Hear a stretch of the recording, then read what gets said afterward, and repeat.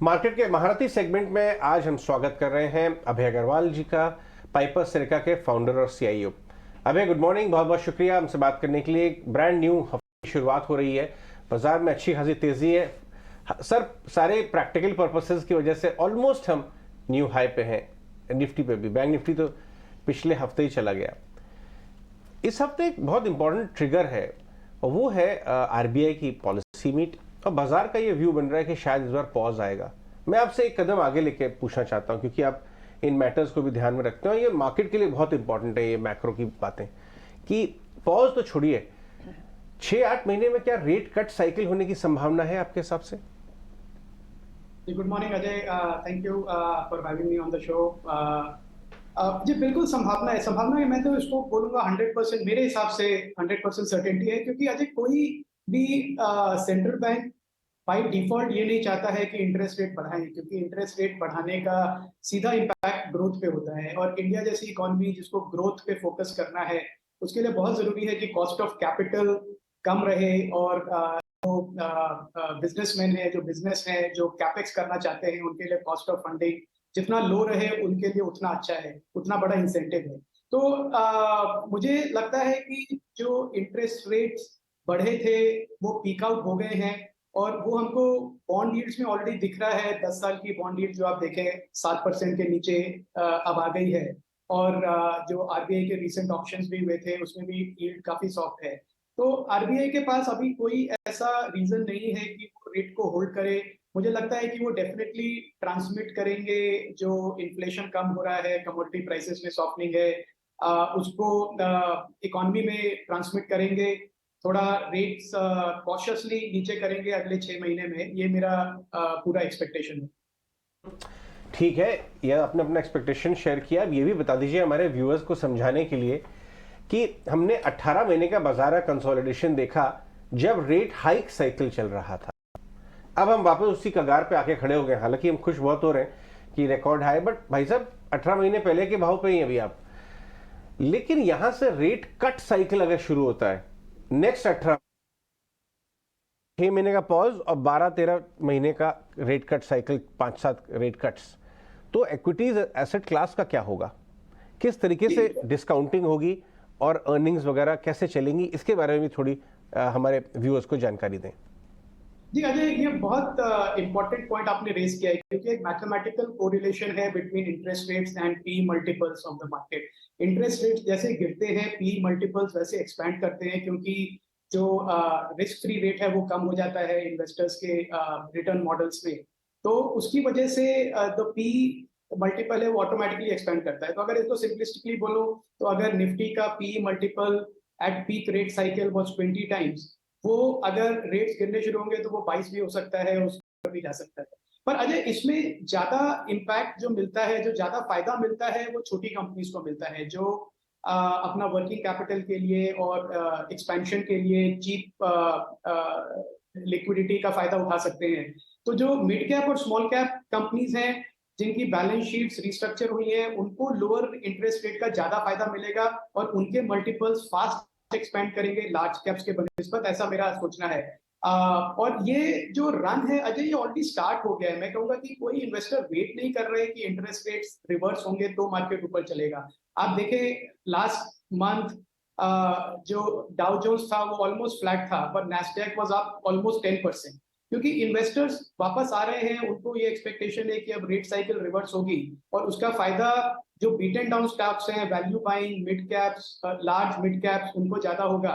तो already positions building start हो गई है अजय, और आप देख रहे हैं पार्टिसिपेशन भी बढ़ गया है mid cap stocks. Cap space में इतना लो पार्टिसिपेशन था फरवरी और मार्च के महीने में, कोई लिक्विडिटी नहीं थी, और अब वही शेयर्स की लिक्विडिटी अच्छी हो रही है। तो इसका मतलब इन्वेस्टर इंटरेस्ट वापस आ रहा है। तो ये रैली अर्ली स्टेजेस में है, मुझे लगता है अभी ये वाइडन और डीपन होगी अगले 6 महीने में। राइट, मॉर्निंग अभय। ठीक है, ये तो इंटरेस्ट रेट सिनेरियो पर और बाजार की डायरेक्शन आगे क्या रह सकती है, लेकिन कुछ और स्टॉक्स भी आपसे डिस्कस करते हैं।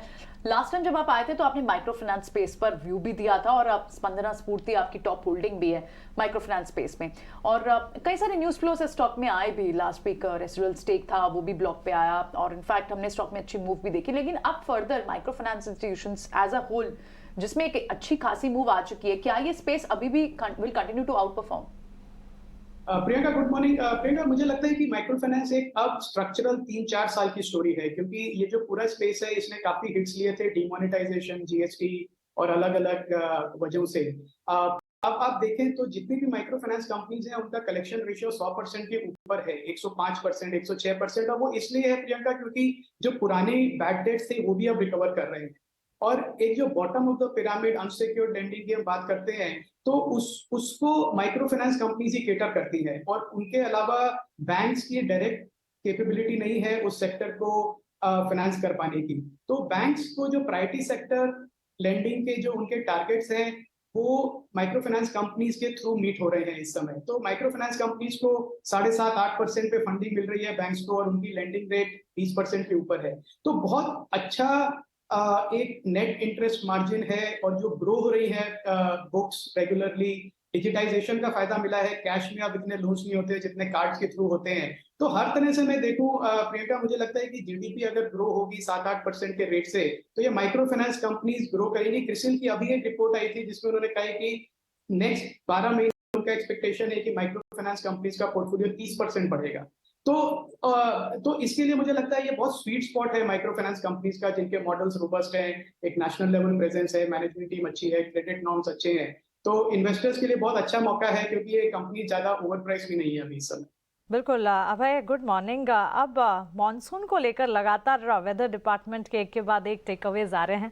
रूरल इकोनॉमी, रूरल ग्रोथ पर आपका आउटलुक क्या है? ताज़ा अगर देखें, आईएमडी का भी बयान आया है। इनफैक्ट आईएमडी के मिस्टर पाई से थोड़ी देर पहले हमने बात भी की, उनका ये कहना है कि 7 जून तक केरल मॉनसून जो है पहुँच जाएगा।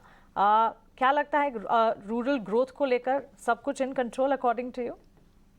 Mansi, good morning. इसमें काफी चर्चा होती है, हम भी इन्वेस्टर से बात करते हैं, एक सबका top of the mind concern यही है कि अगर मॉनसून फेल हो गया, और फेल होने का फ्रैंकली किसी के पास डेफिनेशन नहीं है, पर एक चिंता का विषय है कि अगर मॉनसून अच्छा नहीं हुआ, कम हुआ, तो क्या फार्मर्स इनकम पे क्या इफेक्ट पड़ेगा। जितना हमारा एनालिसिस है मानसी, मुझे नहीं लगता है कि मॉनसून फर्स्ट ऑफ ऑल थोड़ा डिफिशिएंट हो, थोड़ा अनइक्वल हो। वो पॉसिबल है क्योंकि नेचर को प्रेडिक्ट करना किसी के लिए भी मुश्किल है। पर मुझे लगता है कि जिस तरह से गवर्नमेंट के ग्रीन रिजर्व्स हैं, और जिस तरह से मनरेगा के रेट्स बढ़े हैं, और जिस तरह से एमएसपी गवर्नमेंट ने बढ़ाई है, मुझे रूरल इकोनॉमी में कोई डिस्ट्रेस दूर दूर तक नहीं दिख रहा है। In fact economy, rural economy already काफी रोबस्ट है, लिक्विडिटी है फार्मर्स के पास फाइनेंसिंग स्कीम्स के थ्रू, और जो क्रॉप्स भी हैं वो भी अच्छी हैं। तो थोड़ा अगर मानसून डेफिशिएंट भी हो, तो मुझे नहीं लगता कि इससे कोई रूरल इकोनॉमी पे बहुत ज्यादा प्रेशर आएगा। मानसी, अभी आपसे थोड़ी देर बाद बातचीत करने के बाद हमारे शो पे गोकुलदास एक्सपोर्ट्स के मैनेजमेंट आने वाले हैं। गोकुलदास आपके पोर्टफोलियो कंपनी भी है, और हमने गोकुलदास में देखा कि नंबर्स थोड़े से ना सॉफ्ट हुए। इसमें बड़ा अच्छा क्यूआईपी आया था, बड़ा इंटरेस्ट था बाजार में, लेकिन मैनेजमेंट क्वालिटी अच्छी रही, और सॉफ्ट नंबर्स के बाद भी एक करेक्शन के बाद वापस घूम गया स्टॉक और इंप्रूव होने लगा, क्योंकि इनका टारगेट मार्केट यूएस, यूरोप वगैरह है। तो लोगों को लगता है शायद स्लो डाउन का असर आएगा। वो असर पूरी तरह फैक्टर इन हो गया है क्या आपके हिसाब से? आपने क्या स्टडी की है, यहाँ से चीजें बेहतर होंगी? या जी अजय, गोकुलदास तो एक है हमारे पोर्टफोलियो में, और भी हैं टेक्सटाइल में हमारा एक कॉन्ट्रा व्यू है काफी समय से। और वो व्यू ये इस बेसिस पे अजय कि ये जो पूरा सेक्टर है टेक्सटाइल एक्सपोर्ट्स का, इंडिया में बहुत बड़ा एम्प्लॉयमेंट जनरेटर है, तो गवर्नमेंट इसको इग्नोर नहीं कर सकती बहुत समय तक। और ये सेक्टर भी काफी पिछले 4-5 साल से प्रेशर में निकला है, क्योंकि यूएस डिमांड सॉफ्ट थी। फिर उसके सबसे बड़ी प्रॉब्लम उनकी ये हुई कि कॉटन प्राइसेस स्पाइक हो गए, और इनका ये पास नहीं कर पाए, तो मार्जिन अंडर प्रेशर आ गए। और उसके बाद फ्रेट रेट्स बहुत बढ़ गए थे। और ये भी तीनों चीजें रिवर्स हो रही है अजय इनके फेवर में, जो टेक्सटाइल अपैरल एक्सपोर्टर्स हैं जैसे गोकुलदास है और भी हैं। तो इन जो प्रॉब्लम्स थी, अब इनकी प्रॉब्लम्स रिजॉल्व हो रही है, और ये काफी लीन मैन्युफैक्चरर्स हैं, और अभी भी ग्लोबल स्टैंडर्ड पे छोटी कंपनीज हैं। और जिस तरह से यूएस में एम्प्लॉयमेंट डेटा आया, आपने देखा अजय, तो ऐसा कोई रिसेशन इतना हो जाएगा कि लोग कपड़े खरीदना बंद कर देंगे, ये तो नहीं लग रहा है। तो मुझे लगता है कि यहाँ से वैल्यूएशंस बहुत सपोर्टिव है इन कंपनीज की, 12-15 टाइम के रेंज में है, और ये गाइड कर रहे हैं 20% की ग्रोथ पे, जो मुझे लगता है इजीली हो जाएगा। और एक काफी जो एक डार्क हॉर्स इसमें अजय वो ये है, जो एक स्पाइक देगा, वो है एफटीए साइनिंग, क्योंकि वो काफी टाइम से पेंडिंग है बिटवीन इंडिया एंड यूके। और अगर एक्सपेक्टेशन रही कि जुलाई में या उसके बाद जल्दी साइन हो जाएगा एफटीए, तो सडनली जो हमारे एक्सपोर्टर्स हैं वो एट पार आ जाएंगे वियतनाम और बांग्लादेश जैसी कंट्रीज के, जिनको इस समय 10% का एडवांटेज मिलता है कस्टम ड्यूटी में। तो मुझे लगता है कि ये एक ऐसा सेक्टर है जो अभी मार्केट इग्नोर कर रहा है, पर इसमें बहुत जबरदस्त आउट परफॉर्मेंस होगी, ऐसा मुझे लगता है अगले 12 महीने। बहुत बहुत शुक्रिया आज हमसे बात करने के लिए।